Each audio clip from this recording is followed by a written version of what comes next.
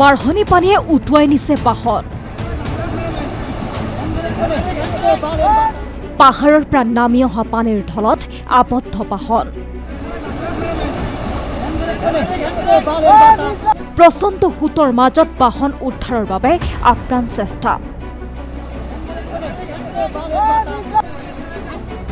এইবাৰ দৃশ্য কোনো বহিৰাজ্যৰ নহয়, বানৰ ভয়ংকৰ ৰূপ এয়া অসমতেই। ৰাজ্যৰ লগতে চুবুৰীয়া দেশ ভূটানত হৈ থকা নেৰানেপেৰা বৰষুণৰ ফলত নামনি অসমত পুনৰ ভয়ংকৰ ৰূপ ধাৰণ কৰিছে বানে। এই দৃশ্য চিৰাঙৰ নাঙলভাঙা গাঁৱৰ। আই নৈৰ বাঢ়নী পানীয়ে প্লাবিত কৰিছে চিডলি আৰু বিজনী ৰাজহ চক্ৰৰ অন্তৰ্গত মালিভিটা, ঔগুৰি, শিশুবাৰী, মদাৰপু, পাটবাৰী আদি গাঁৱকো। ভূটানৰ পৰা নামি অহা পানীয়ে এইদৰে বিস্তীৰ্ণ অঞ্চলত সৃষ্টি কৰিছে ভয়ংকৰ পৰিস্থিতিৰ।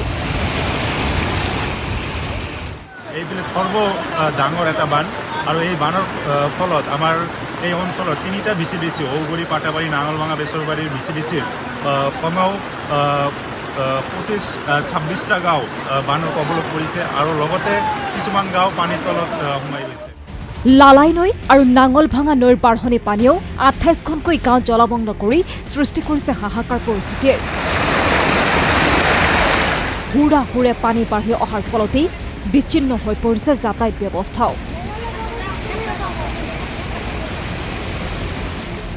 নাঙলভাঙা গাঁৱত এইদৰে বাঢ়নী পানীৰ কবলত ৱেগনাৰ বাহন।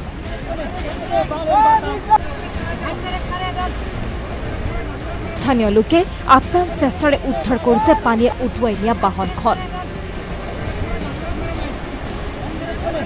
আন কেইবাখনো বাহন একেদৰেই আবদ্ধ হৈ ৰৈছে বাঢ়নী পানীত।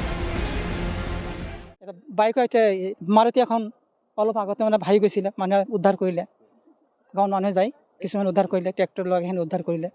মানুহ তেতিয়া অহা যোৱা বন্ধ হৈছে। আমি কালি আহিছোঁ, আজিলৈ যাব পৰা নাই আৰু বহুত মানুহ এতিয়া ৰখি আছে নদীৰ পাৰত। কিন্তু বৰ্তমান নাওখন বন্ধ হৈ আছে, থিয় হৈ আছে পানীৰ মাজত। মানুহৰ এনেকৈ অহা যোৱা কৰিব পৰা নাই, মানুহৰ আবদ্ধ হৈ ঘৰ দুৱাৰ পানী উঠি আছে। আনহাতে আইনৰ বাঢ়নী পানীয়ে তাণ্ডৱ সৃষ্টি কৰিছে চিৰাঙৰ ওদালগুৰিতো। 1.5 কোটি টকীয়া এই মথাউৰিটো মাথো কেইমিটাৰমান কাম কৰিয়ে সামৰিছিল গেইল কোম্পানীয়ে, যাৰ বাবে সমগ্ৰ অঞ্চলটো প্লাবিত হোৱাৰ অভিযোগ ৰাইজৰ।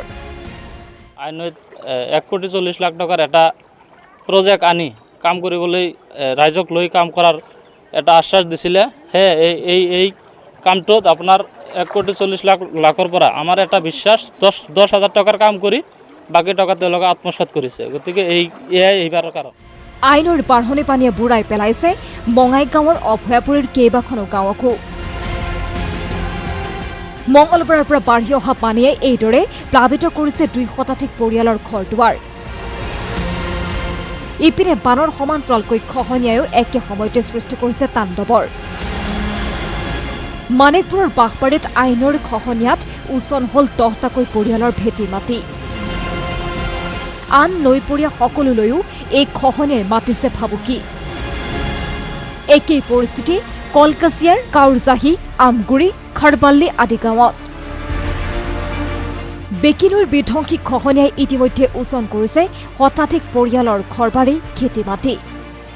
কি কৰিব আৰু উপায়তো নাই আৰু কি কৰিম আৰু যেনেকৈ আছে তেনেকৈ থাকিব লাগিব।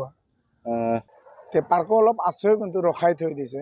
আমাৰ যদি ইমাৰ্জেঞ্চি এনেকুৱা টাইমত যদি নকৰে কাম, তেতিয়া আৰু ঘৰ দুৱাৰ ভাঙি যোৱাৰ পিছত কাম কৰি কি লাভ হ'ব। আজি আকৌ এতিয়া ভাঙি আছে, এতিয়া অলৰেডি আমি দেখা পাই আছোঁ, এতিয়াও ভাঙি আছে, ঘৰ চব ভাঙি আছে, টানি আছে, পানীটো দ্ৰুতগতিত বাঢ়ি আছে। এই আমাৰ যিটো মাথাউৰি আছে, এইটো মাথাউৰি ছিঙাৰ লগে লগে আমাৰ যিটো কেম্প আছে, কেম্পৰ গোটেইখিনি ঘৰ একদম তেলেচমাত উঠি যাব। Bureau report ND24।